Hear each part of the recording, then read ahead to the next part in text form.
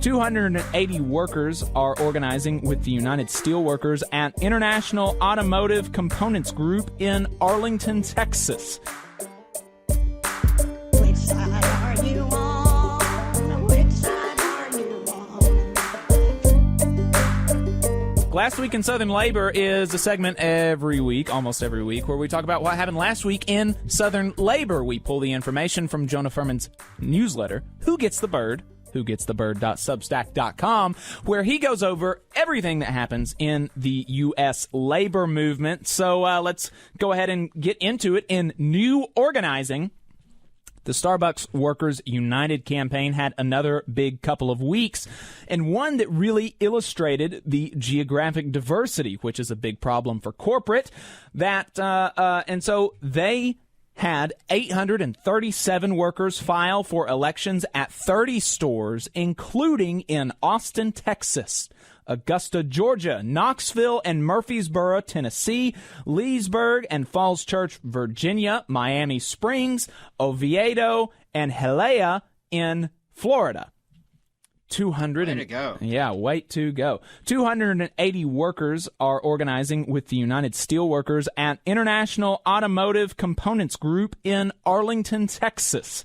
39 workers at Grifols Blood Bank in Gainesville, Florida are unionizing with UFCW Local 1625. 7 baristas at Three Brothers Coffee in Nashville are joining UFCW Local 1995, joining the wave of coffee workers organizing. That local has seen some interesting action recently, including a failed distillery campaign and an Alabama poultry plant walkout that I haven't been able to get much info about. So if anybody has any connections to that, hit me up. Hit me up. I want to talk to you if you were part of that poultry plant walkout a couple months ago.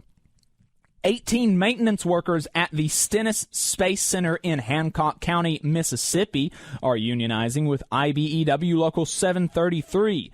9 workers for excavation company Badger Daylighting in Fort Pierce, Florida, are unionizing with Operating Engineers Local 487. 5 computer systems analysts at Fort Bliss, Texas, are joining Operating Engineers Local 351. 4 clericals and nurses are at Hospital Castaner in Castaner, Puerto Rico, are joining 1199 SEIU. And ballots were due last week in Bessemer, Alabama Amazon union election. Results expected sometime in the next couple of weeks. In election wins and losses, we had 32 freight drivers for Ryder in Southwest Ranches, Florida, vote 17-12 to join Teamsters Local 769. The Plumbers Local 72 did not get a single vote out of the 8 hardware manufacturing workers for Carlson in Rome, Georgia. 6 voted no. FPA lost a big vote, 54-78 among 188 child and family protection care specialists in McAllen, Texas. A few dozen healthcare workers with Piedmont Health in North Carolina have become the first group to successfully unionize through Unit, which is a new app that seeks to make forming new independent unions easier. It is venture capital funded and goes against all the no shortcuts hardwire that is logic hardwired into most organizers' brain. Can they actually even get a decent first contract if they're relying on an app? But hey, they have now facilitated more new organizing than plenty of local unions, so kudos. We will see how that goes.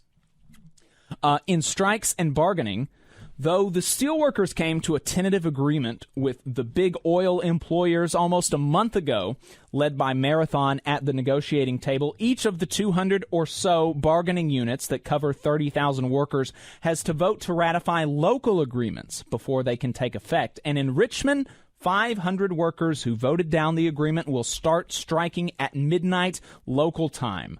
last week, so they're on strike right now.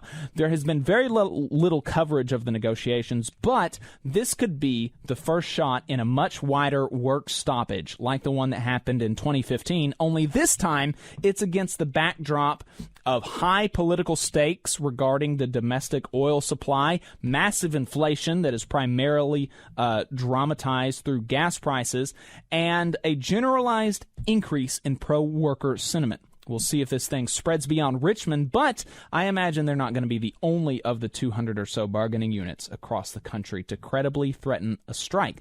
And Joe, I know that you're listening. If you know some folks involved in these negotiations or in any of the affected locals, that might be a good guest to have on the show, so you might want to connect me with them. Around 350 non-tenure track faculty and adjuncts with SEIU Local 500 at Howard University say they said that they are ready to strike if a deal isn't reached by Monday, and the administration caved. The strike was averted, and the workers' demands were met. So that is good news.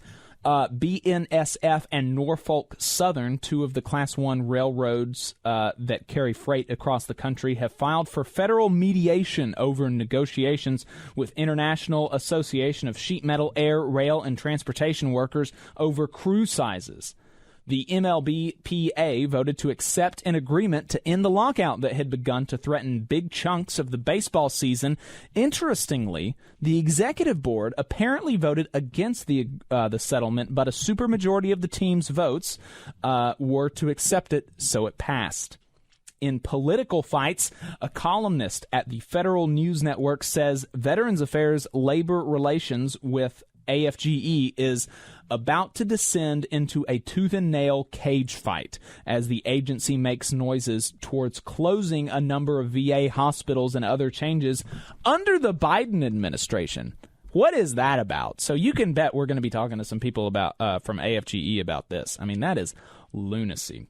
A second top officer of the UAW, Cindy Estrada, she is the Stellantis VP, has announced that she will not be seeking re-election. You'll recall that Terry Dittus, her counterpart who handles GM negotiations, made a similar announcement last month. The top two officers of Machinists District Lodge 142, which is based in Missouri but represents airline workers across the country, are asking a federal judge to lift the trusteeship imposed by the National Machinists leadership and President Robert Martinez. A years-long audit apparently triggered the trusteeship, but it's worth noting one of the two top officers recently challenged Martinez's running mate in the national union elections last year.